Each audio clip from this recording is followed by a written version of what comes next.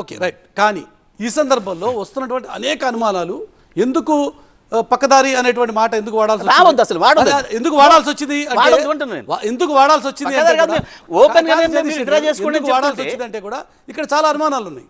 ఆ అనుమానాలు నివృత్తి చేయాల్సిన బాధ్యత కూడా మీ మీద ఉంది. నెంబర్ 1, ఇప్పుడు ఏదైనా సరే మంత్రిగా పనిచేశారు, మీకు కూడా ప్రభుత్వంలో భాగస్వామ్యం, మీరు ప్రత్యక్షంగా ఏదైనా సరే ప్రభుత్వంలో ఒక ఎక్సెప్షనల్ కేసెస్లో తప్ప ఒక 5 లక్షలకు పైబడ్డ ఏ కాంట్రాక్ట్ అయినా సరే నేరుగా ఇచ్చేటువంటి నామినేషన్ సిస్టంలో ఇచ్చేటువంటి అవకాశం లేదు. ఖచ్చితంగా ఈ టెండర్ ద్వారానే వాటిని ఇవ్వాల్సిన పరిస్థితి. కానీ యాదాద్రి భద్రాద్రి విషయంలో ఎందుకు నామినేటెడ్ పద్ధతిని ప్రభుత్వం ఎంచుకుంది, ఇక్కడే అనుమానం ఉంది అన్నది మొదటి ప్రశ్న. 100% ఇక్కడ అనుమానం ఉండడానికి స్కోప్ లేదు. ఎందుకు లేదు అని అంటే, ఎక్కడ మీరు అన్నది వస్తుంది అంటే, నామినేషన్ పైన మీ బంధువులకో, మీ చుట్టాలకో, మీ దోస్తులకో, ఇంకొకరికో ఇచ్చుకున్నప్పుడు దాంట్లో పొరపాటు జరిగింది, ఫేవర్ జరిగింది అని అనుకునే అవకాశాలు ఉన్నాయి. కానీ ఇక్కడ గవర్నమెంట్ టు గవర్నమెంట్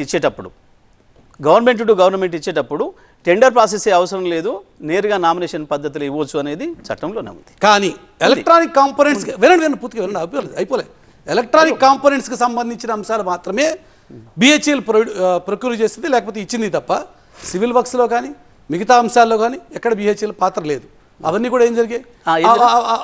అవన్నిటి మీద ఎందుకు ఈ టెండర్ మీరు వెళ్ళలేదు?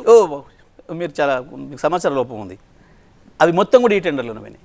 అవన్నీ ఈ టెండర్లో పెట్టి పొరపాట్ల కూడా అట్లా నామినేషన్ చేయడానికి లేదు. ఎవరికి ఇచ్చారు, ఏ విషయం, ఎంత మేరకు ఇచ్చారు అన్న విషయంలో మీరు ఎందుకు ట్రాన్స్పరెంట్గా వ్యవహరించలేదు? ఎందుకు లేదు? అన్ని ట్రాన్స్పరెంట్గా ఉన్నాయి. ఈ టెండర్లోనే పార్టిసిపేట్ చేసి వాళ్ళు ఉన్న మంత్రిగా ఉన్న పొంగులేటి శ్రీనివాసరెడ్డి గారు దాంట్లో ఆ కంపెనీ పార్టిసిపేట్ చేసేసి వారు కూడా తీసుకున్నారు. మరి ఆ విషయాలు మీరు ఆ రోజు ఎందుకు బయట పెట్టలేదు? ఎందుకు మేము బయట పెట్టేది ఏంది? ఎవరు చెప్పారు మీకు? ఎందుకు అనుమానాలు వచ్చే విధంగా ఇప్పుడు నామినేటెడ్ పద్ధతిలో వెళ్ళి బిహెచ్ఎల్కి ఇచ్చాం, గవర్నమెంట్ టు గవర్నమెంట్ కాబట్టి అవసరం లేదని మీరు అంటున్నారు. అంతే. కానీ సివిల్ వర్క్స్ విషయంలో సివిల్ వర్క్స్ కూడా వాళ్ళకు కూడా ఉన్నాయి. బిహెచ్ఎల్ కూడా ఉంటాయి. ప్లాంట్కి సంబంధించిన మొత్తం కూడా బిహెచ్ఎల్కే ఉంటుంది. మిగతాది జెన్కో ఆధ్వర్యంలో ఏదైనా ఇచ్చి ఉంటే అది ₹1,00,000 ఇచ్చిన టెండర్లోనే పోయింది. కానీ ఈ మొత్తం వ్యవహారంలో జెన్కో సంస్థను డమ్మీగా చేసి టెక్నికల్ అంశాలు కూడా ప్రభుత్వమే నిర్ణయం తీసుకుంది అన్నది కదా ఇప్పుడు మీ మీద వస్తున్నటువంటి ఆరోపణ. కాదు దీంట్లో అది లేదు. టర్మ్స్ ఆఫ్ రిఫరెన్స్ చూసుకోండి ఒకసారి. చాలా అంశాలు ఉన్నాయి.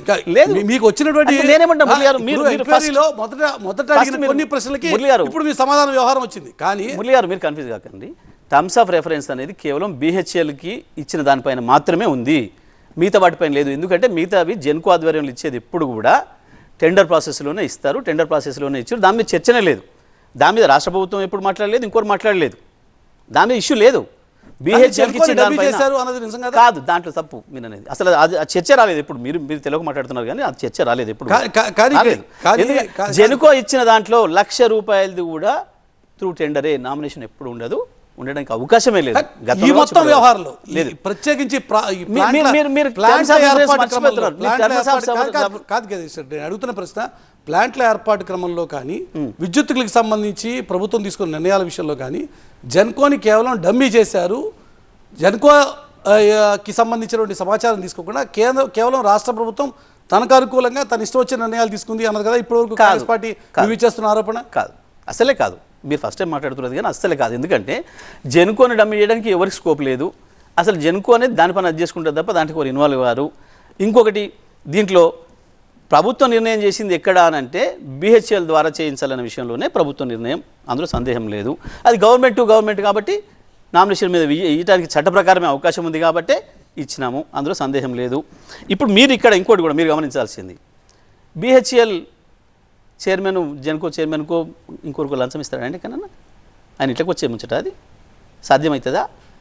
ఛత్తీస్గఢ్ గవర్నమెంటు అక్కడ ఈఆర్సీ ఉంది, ఇక్కడ ఈఆర్సీ ఉంది, ధరలు నిర్ణయించే 2 ఈఆర్సీలు, ఇంకొకరికి పాత్ర లేదు, లంచాలు ఇచ్చుకుంటాయి కన్నా సంస్థలు, ప్రభుత్వ సంస్థలు ఒకరికోరు.